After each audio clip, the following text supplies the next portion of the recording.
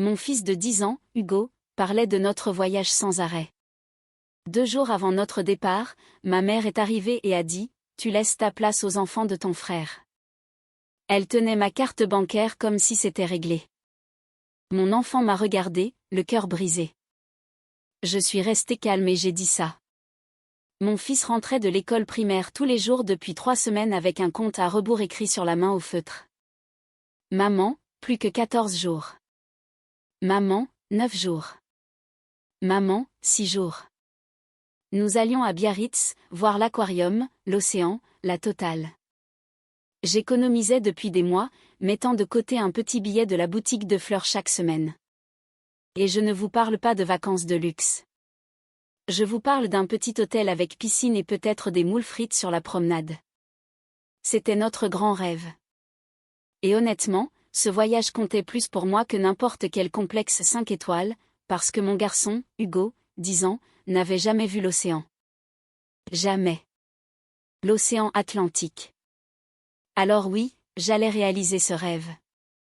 Maintenant, avant de vous raconter ce qui s'est passé 2 jours avant notre départ prévu, je dois vous donner un peu de contexte, sinon rien de tout cela n'aura de sens. Et croyez-moi, quand je vous dirai ce que ma mère a fait, vous aurez besoin de l'histoire complète pour y croire. Il y a environ 1 an et demi, j'ai fait une erreur, une grosse erreur. J'ai donné à ma mère l'accès à mon compte bancaire. Maintenant, avant de me juger, et honnêtement, vous pouvez le faire, je m'en veux tous les jours pour ça. Laissez-moi vous expliquer pourquoi. Elle a eu des frais médicaux, un problème au genou. Elle a dû se faire opérer et sa mutuelle ne couvrait pas la totalité, il y avait d'un gros reste à charge, et elle pleurait au téléphone en me disant qu'elle ne savait pas comment elle allait faire. Et je me suis sentie terriblement mal parce que, malgré tout, ça reste ma mère, n'est-ce pas? Alors je l'ai ajoutée sur mon compte pour qu'elle puisse prélever ce dont elle avait besoin pour payer la facture. C'était censé être temporaire, une seule fois, et terminé. Mais ma mère, Chantal, ne s'est jamais retirée du compte. Et j'étais trop occupée, ou honnêtement trop effrayée par la dispute, pour aborder le sujet. Au début, c'était de petites choses. Elle vérifiait mon solde et faisait des remarques. Camille, tu as dépensé 40 € chez Monoprix. Qu'est-ce que tu avais besoin d'acheter chez Monoprix? Ou pourquoi tu achètes de nouvelles baskets à Hugo alors que les anciennes lui vont encore? C'était comme si elle m'auditait. J'ai laissé couler parce que je ne voulais pas de conflit. Puis c'est devenu pire. Elle a commencé à me dire comment gérer ma boutique. Je suis propriétaire d'une petite boutique de fleurs appelée Pétales et Épines. Ma meilleure amie, Léa, a trouvé le nom, et je l'ai ouverte il y a environ 3 ans avec l'argent que j'avais économisé en cumulant 2 emplois après mon divorce. Chaque euro que je possède, je l'ai gagné de mes propres mains. Mais comme les dépenses professionnelles passaient par le même compte, encore une fois, c'est ma faute, je sais, soudainement Chantal avait une opinion sur tout. Tu dépenses trop pour les roses. Personne n'achète de roses en mars. C'est une boutique de fleurs, les gens achètent toujours des roses. Mais le vrai point de rupture est arrivé à cause d'Hugo. Me croiriez-vous si je vous disais que ma propre mère a commencé à s'en prendre à mon fils de 10 ans? Hugo est un enfant sensible. Il est adorable. Il est calme. Et c'est le genre de petit garçon qui vous fait des dessins quand il pense que vous êtes triste. Il est tout mon monde. Et Chantal a commencé à lui faire des remarques, pas à moi, à lui, au sujet de l'argent. Elle disait des choses comme « Ta mère n'a pas les moyens de t'acheter ça ». Ou « Ne demande pas de choses à ta mère, elle n'a pas d'argent ». Une fois, et c'est celle qui me serre encore le cœur, Hugo est venu me voir et m'a dit « Maman, est-ce qu'on est pauvre ?» Il avait 9 ans. Je lui ai demandé pourquoi il pensait ça, et il m'a répondu « Mamie m'a dit que tu ne gagnes pas assez d'argent, et c'est pour ça qu'on ne peut pas avoir de belles choses. » J'aurais pu hurler. J'en avais envie, mais je ne l'ai pas fait. Je l'ai juste serré dans mes bras et je lui ai dit qu'on s'en sortait très bien, et que mamie ne savait pas de quoi elle parlait. Mais à l'intérieur, au fond de moi, c'était terminé. J'ai commencé à élaborer un plan pour la retirer du compte. Pensez-vous que j'ai attendu trop longtemps? Soyez honnête. Parce qu'en y repensant, je sais que oui. Mais quand c'est votre mère, vous continuez d'espérer qu'elle va simplement s'arrêter. Elle ne s'est pas arrêtée. Et puis le voyage est arrivé. 2 jours avant qu'Hugo et moi ne partions pour Biarritz, Chantal a débarqué devant ma porte. Pas d'appel, pas de SMS, elle a juste débarqué. Et elle n'était pas seule en esprit. Elle dégageait cette énergie, cette expression sur son visage, comme si elle avait déjà pris une décision et n'était là que pour annoncer la nouvelle. Elle est entrée, s'est assise à la table de ma cuisine, et a dit, et je n'oublierai jamais ces mots, j'ai réfléchi, et c'est plus logique que ce soit les enfants de ton frère qui partent à la place. Mon frère Antoine a 3 enfants. Antoine a aussi une femme, un emploi à temps plein et 2 voitures qui roulent. Antoine va très bien. Antoine ne faisait pas partie de ce voyage. Antoine ne connaissait même pas l'existence de ce voyage, mais Chantal avait décidé. Elle a sorti ma carte bancaire de son sac à main, ma carte, qu'elle avait grâce au compte joint, et l'a posée sur la table comme un marteau de juge, comme si le verdict avait été rendu. Les enfants d'Antoine ne sont pas partis en vacances depuis 2 ans, a-t-elle dit. Hugo comprendra. Hugo était juste là. Il était arrivé du salon quand il avait entendu sa voix, parce qu'il adore sa mamie. Il se tenait là dans son petit t-shirt avec un requin, celui qu'il avait choisi spécialement pour le voyage. Et il m'a regardé avec ce visage que je vois encore quand je ferme les yeux. Il n'a pas pleuré. C'est la partie qui m'a tué. Il n'a pas pleuré. Il m'a juste regardé comme s'il attendait de voir ce que j'allais faire. Comme s'il savait déjà que la réponse risquait de faire mal. Et je suis restée complètement calme. Vous connaissez ce genre de calme qui est en fait dangereux? Ce genre de calme où vous êtes tellement en colère que votre corps s'immobilise tout simplement? C'était moi. J'ai regardé ma mère.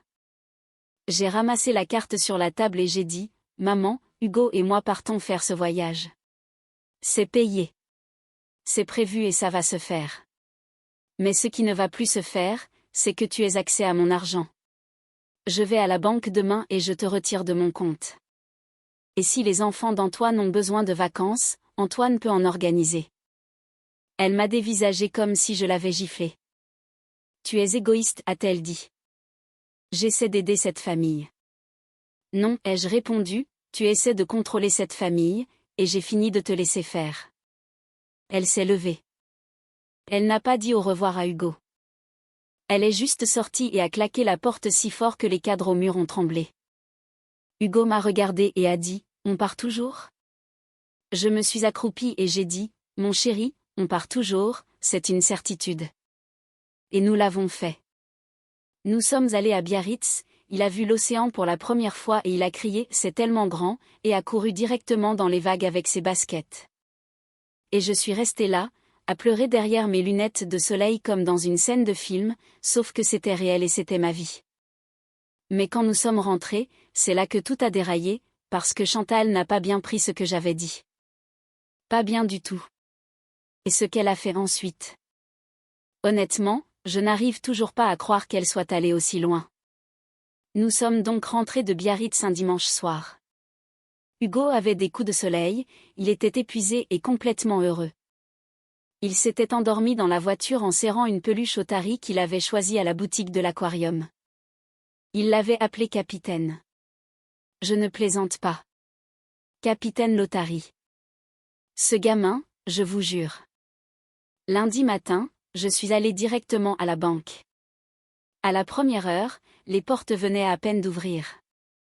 Je me suis assise avec le conseiller clientèle, un gars vraiment sympa nommé Thomas, et j'ai dit, je dois retirer ma mère de mon compte aujourd'hui.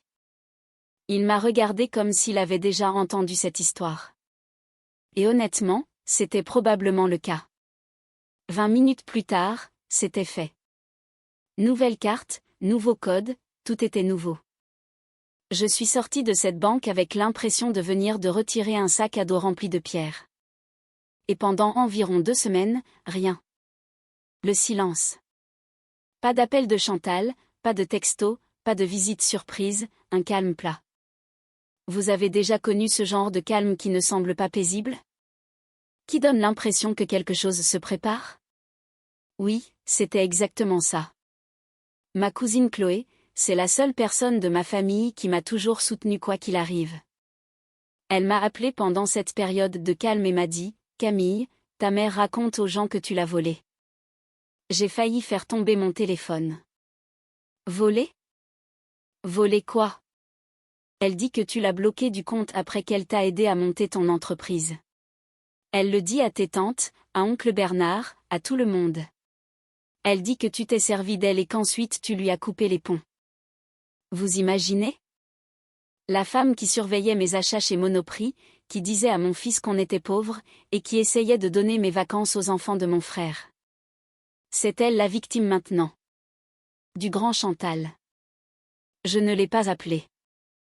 Je n'ai pas répondu. Chloé m'a conseillé de rester silencieuse et de laisser passer l'orage. Et honnêtement, c'était un bon conseil. Léa m'a dit la même chose. Ne rentre pas dans son jeu, Camille. Elle cherche une réaction. Alors, je n'ai pas réagi. Et ça a été mon erreur, car apparemment, quand Chantal n'obtient pas de réaction, elle passe à la vitesse supérieure. Je dois vous parler d'un mercredi matin, environ 3 semaines après notre retour de Biarritz. Je conduisais pour aller à la boutique. Pétale et Épine ouvrent à 8h et j'arrive généralement vers 7h15 pour préparer les compositions de la journée. J'avais un café dans une main, une playlist en fond sonore. Hugo était à l'école. Une matinée normale. Une bonne matinée, en fait, je me sentais bien pour la première fois depuis un moment. J'ai tourné au coin de la rue où se trouve la boutique, et je l'ai vue avant même de me garer. Du verre partout.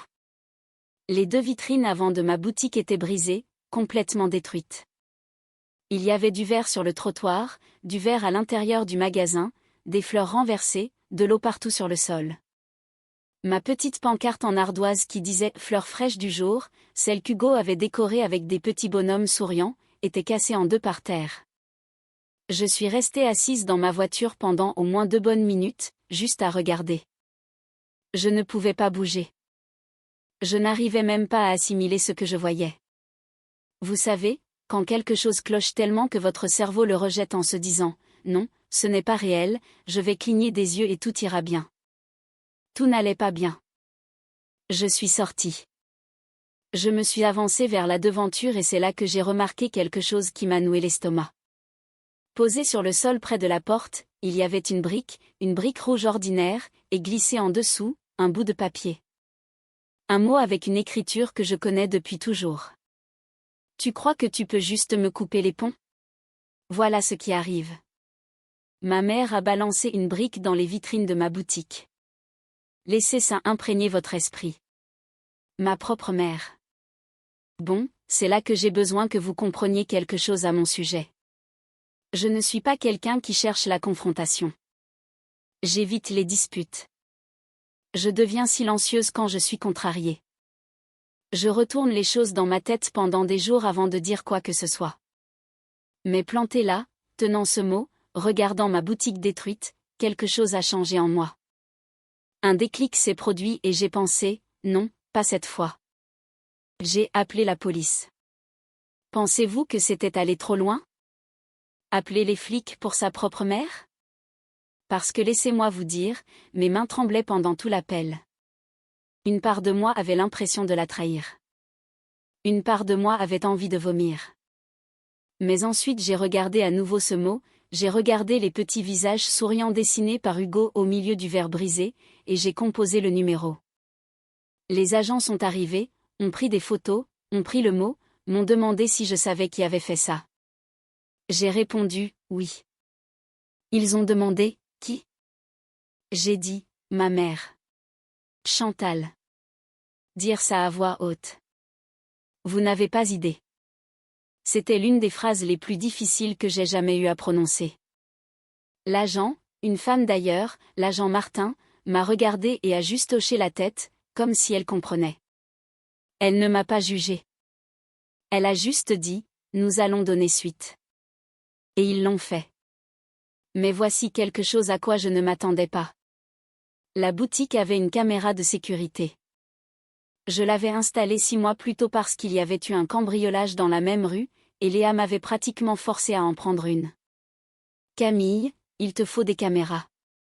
Arrête d'être têtu. Dieu merci pour Léa, parce que cette caméra a tout filmé. Elle a filmé ma mère arrivant à 2 heures du matin. Elle l'a filmée sortant de sa voiture avec 2 briques. 2.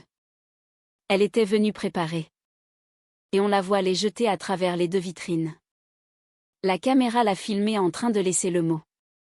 Elle l'a même filmée restant plantée là pendant 1 seconde après, regardant simplement les dégâts avant de remonter dans sa voiture et de partir.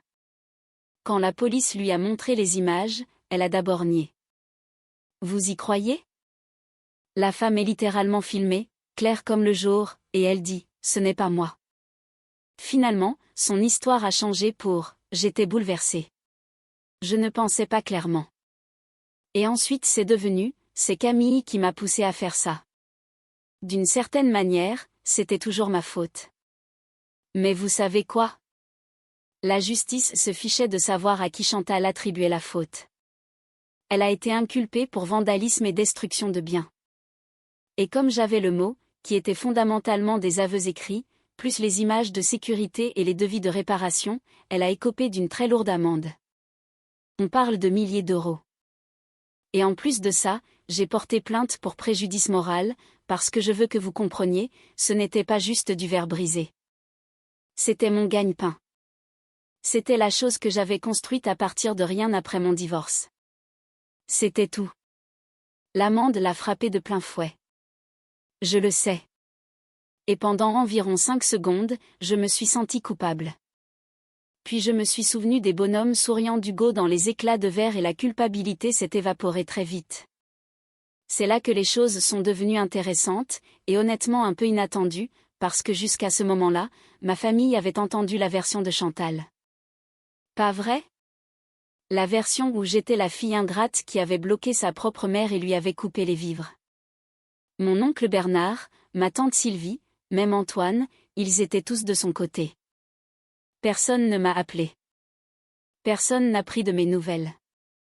C'était comme si je n'existais pas. Mais quand l'inculpation pour vandalisme est tombée, quand le rapport de police est devenu une chose concrète que les gens pouvaient voir, quand Chloé, que Dieu bénisse Chloé, a commencé à raconter aux gens ce qui s'était vraiment passé, avec les détails et la chronologie complète. Le téléphone a commencé à sonner, mais pas pour Chantal, pour moi. Tante Sylvie a appelé la première. Elle a dit « Camille, ma puce, je ne savais pas. » Elle nous a raconté une histoire complètement différente. Oncle Bernard m'a envoyé un SMS, et cet homme n'envoie jamais de SMS. Il tape encore avec un seul doigt. Il a écrit « Je suis désolé Camille, ta mère avait tort, bisous oncle Bernard. » Tout en minuscules, sans ponctuation, et ça m'a presque fait pleurer. Même Antoine a appelé. Mon frère Antoine, celui dont les enfants étaient censés récupérer mes vacances. Il a dit « Sœurette, je ne lui ai jamais demandé de faire ça. Je ne savais même pas pour ton voyage. Elle m'a dit que c'était toi qui l'avais proposé. » Elle lui a dit que je l'avais proposé. Laissez-moi le répéter. Elle a dit à mon frère que j'avais offert d'annuler mes vacances pour que ses enfants puissent partir. Et Antoine l'avait cru, parce que pourquoi votre mère mentirait-elle à ce sujet? Donc maintenant, toute la famille connaissait la vérité. Et ils étaient furieux, pas contre moi, contre Chantal. Pour la première fois de ma vie, la famille voyait ce que j'avais dû subir. Mais vous savez ce que Chantal a fait avec tout ça? Avec la famille qui se retournait contre elle, avec l'amende, avec tout qui s'effondrait autour d'elle? Elle est devenue complètement silencieuse. Pas d'excuses, pas d'explications, pas de coup de fil, rien.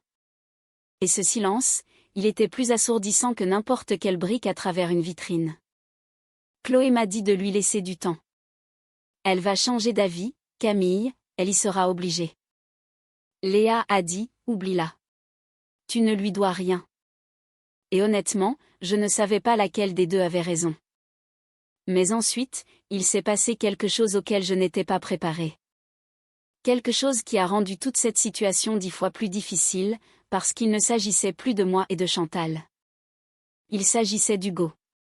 Et ce qu'il m'a dit un soir m'a complètement brisé le cœur. C'était un jeudi soir.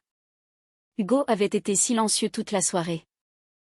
Pas son silence habituel où il dessine ou construit des Legos. Un silence différent, du genre lourd. Il était assis à la table de la cuisine, faisant rouler un grain de raisin dans son assiette avec son doigt. Sans le manger, juste en le poussant. Et sans lever les yeux, il a dit, « Maman, est-ce que mamie nous déteste ?» L'air a quitté mes poumons. Non, mon chéri. Mamie ne nous déteste pas. Alors pourquoi elle ne veut plus nous parler? Est-ce que j'ai fait quelque chose de mal? Ce petit garçon de 10 ans, qui n'avait absolument rien à voir avec tout ça, pensait que c'était de sa faute. Et à cet instant, j'ai détesté Chantal plus que je ne l'avais jamais fait. Pas pour le compte bancaire, pas pour le voyage, pas pour les vitrines. Pour ça. Pour avoir fait croire à mon fils qu'il n'était pas à la hauteur. Je me suis assise à côté de lui et je lui ai expliqué que parfois, les adultes géraient mal les choses, et que rien de tout cela n'était à cause de lui. Il a écouté. Il a hoché la tête. Puis il a dit, « Est-ce que je peux l'appeler ?» Imaginez ça, votre mère a détruit votre boutique, a essayé de contrôler toute votre vie, ne s'est jamais excusée, et votre enfant veut l'appeler.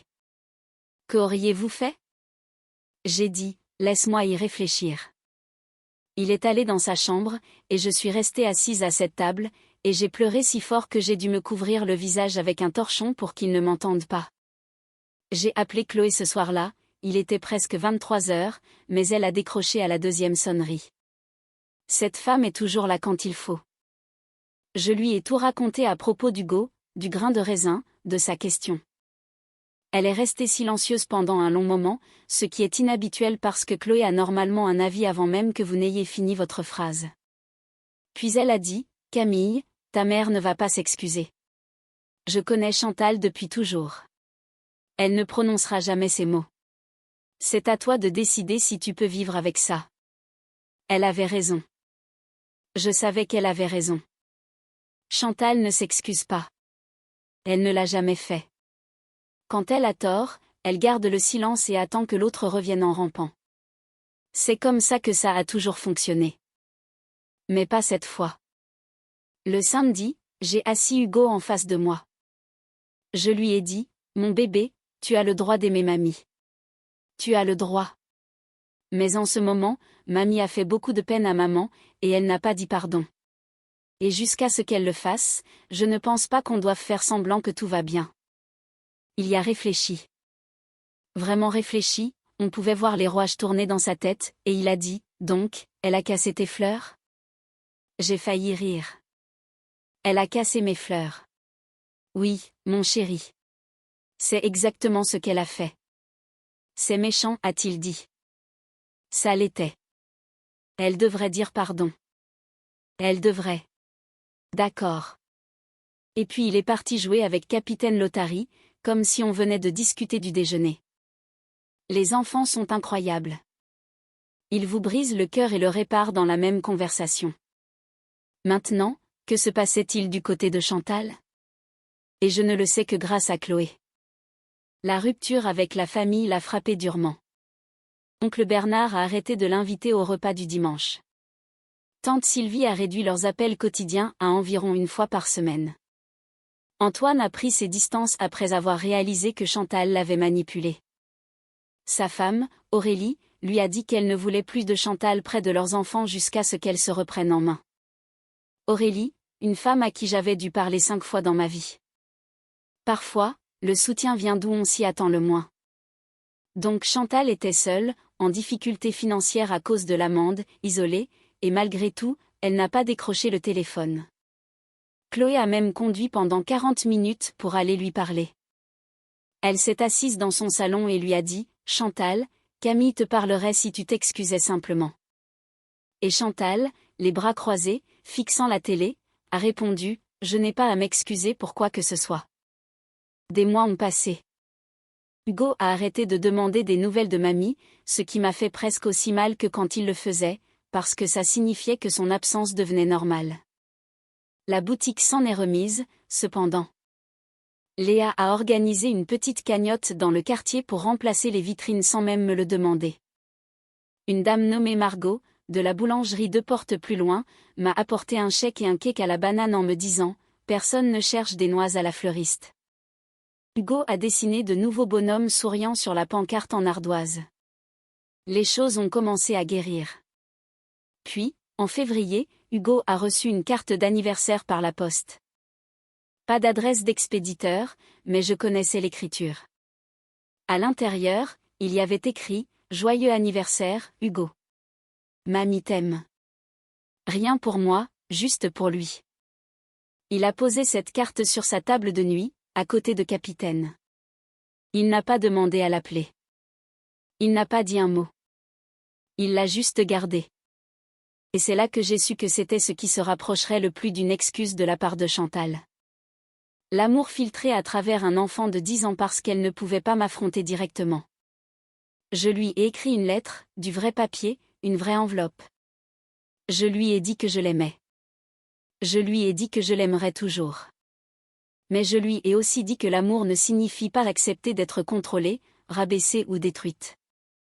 Je lui ai dit que la porte était ouverte si jamais elle assumait ses réelles responsabilités. Pas pour la galerie, pas pour la famille, mais pour moi et pour Hugo. Je l'ai posté un mardi. Elle n'a jamais répondu. Et j'ai fait la paix avec ça. Ça a pris du temps. Beaucoup d'appels tard le soir avec Chloé et Léa. Beaucoup de moments à regarder Hugo grandir et devenir ce petit garçon courageux et drôle qui garde cette carte d'anniversaire sur sa table de nuit, juste à côté d'une otarie en peluche qui a apparemment besoin d'une garde-robe d'hiver maintenant. Ma famille a rétréci d'un côté et s'est agrandie de l'autre. Chloé vient à tous les événements de l'école. Léa envoie des fleurs à la fleuriste pour son anniversaire. Oncle Bernard et tante Sylvie prennent de nos nouvelles. Antoine a amené ses enfants à l'anniversaire d'Hugo, et Aurélie a fait le meilleur gâteau au citron que j'ai jamais mangé. Chantal, aux dernières nouvelles, va bien, elle est en bonne santé, vit toujours dans sa maison, ne s'est toujours pas excusée, mais j'ai laissé la porte ouverte. Si jamais elle l'a franchie avec honnêteté et prise de responsabilité, je serai là. Jusque-là, j'ai une boutique à faire tourner, un enfant à élever, et Capitaine Lotari à habiller pour l'hiver. C'est mon histoire. Si quoi que ce soit a résonné en vous, si vous avez votre propre Chantal, vos propres vitrines brisées, je veux que vous sachiez que se protéger n'est pas égoïste. C'est nécessaire, même quand c'est votre propre mère. Si vous avez apprécié cette histoire, laissez un like. Ça aide vraiment. Et si vous auriez géré les choses différemment, je veux l'entendre aussi. Laissez un petit mot dans les commentaires. Je les lis tous sans exception. Merci d'avoir regardé, et prenez soin de vous.